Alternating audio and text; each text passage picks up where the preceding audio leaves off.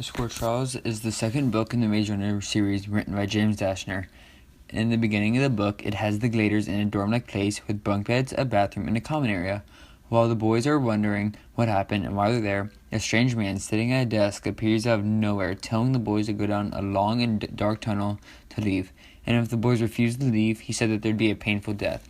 As the boys went down the tunnel the next morning as directed, they noticed that the tunnel had to be a few miles long. As they exited the tunnel and entered the Scorch, they saw a city a few days away, and they started to head to it. As the Gladers were making their way into the city, there was a terrible lightning storm. The storm killed 7 of the Gladers, and as the remaining 11 Gladers made it into the city, into a building, they recovered from the heat and storm. 2 people showed up from the floor above them. Brenda and Jorge were people who had been living in the city for a while. After the 2 groups talked and got to know each other a little bit better, they decided to be one group.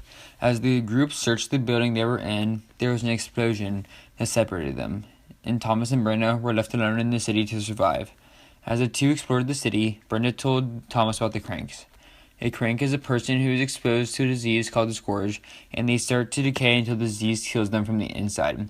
While Brenda and Thomas were scouting the city, they were drugged at a crank party that they walked into and taken hostage by 3 cranks who had weapons and were trying to figure out who Thomas was and why he was there. As the cranks are about to kill Thomas, something happens. To find out what happens to Thomas and the rest of the Gladers, go read The Scorch Trials by James Dashner.